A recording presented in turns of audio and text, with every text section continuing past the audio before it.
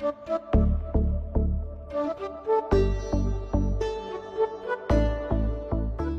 முன்னாடி எத்தனை யோகர்ட் சாப்பிட்டுருக்கோம், ஆனால் இந்த மாதிரி ஒரு டேஸ்டான யோகர்ட் சாப்பிட்டதே இல்லை.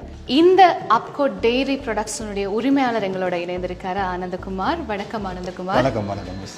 அப்கோட் டெய்ரி ப்ரொடக்ட்ஸுடைய ஆரம்பம் எப்படி இருந்தது, அதை பற்றி கொஞ்சம் சொல்லுங்கள்.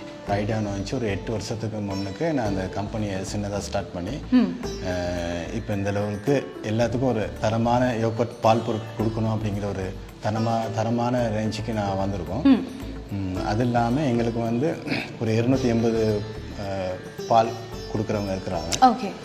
அது இல்லாமல் எங்களுக்கு வந்து யூரோப்பியன் யூனியன் ஒன்றியம் அவங்க வந்து எங்களுக்கு நிறைய ட்ரைனிங் கொடுத்தாங்க இந்த பிஸ்னஸை மேல்படுத்துறதுக்கு. இப்போ நீங்கள் ஆரம்பத்தில் சொன்னீங்க ஐரோப்பிய ஒன்றியம், அதாவது யூரோப் யூனியன் வந்து பெரிய விதத்தில் அவங்களுக்கு உதவி செஞ்சாங்க. அந்த உதவியை பற்றி கொஞ்சம் சொல்லுங்கள். 18.5 லட்ச ரூபா காசு கொடுத்தாங்க. அதில் 2 மெஷின் வாங்கணும்.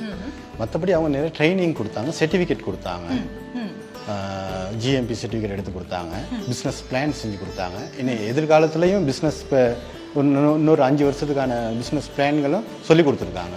எப்படி செய்கிறது, அடுத்த கட்ட நகர்வு என்ன, அது வந்து எங்களுக்கு மிச்சம் யூஸ்ஃபுல்லாக இருந்துச்சு.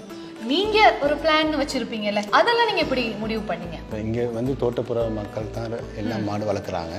அதன் மூலியமாக தான் அவங்க இந்த தோட்டத்தை வேலை செஞ்சுக்கிட்டு மாடு வளர்த்துக்கிட்டு அவங்களோட குடும்பத்தை ஸ்கூல் பிள்ளைகள் அனுப்புகிறாங்க, அவங்களோட குடும்பங்களை நடத்திக்கிட்டு இருக்காங்க.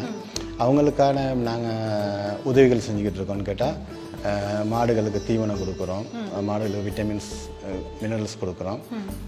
அது இல்லாமல் இந்த சென்னையான மாடுகளுக்கும் அது சாப்பாடு கிடைக்காத தடை பால் ஊற்றாத நேரங்களும் அந்த நேரங்களில் அவங்களுக்கான மாட்டுக்கு அந்த புண்ணாக்கு தீவனத்துக்கான உதவிகள் செய்வோம், கண்டிப்பாக கொடுக்குறோம்.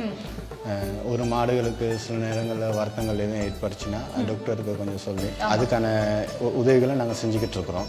அவங்க இப்போ ஐரோப்பிய ஒன்றியம் மூலியமாக உதவி பெறுறவங்களா இருந்தால் நிச்சயமாக அவங்க உண்மையாக அந்த தரமாக அவங்களோட தொழிலை மேம்படுத்தி செய்யணும். அப்போ தான் எங்களுடைய நாட்டுக்கும் எங்களுடைய மக்களுக்கும் அந்த ஐரோப்பிய யூனியன் செய்கிறவங்களுக்கும் ஒரு மன நிறைவு கிடைக்கும், நம்பிக்கை கிடைக்கும்.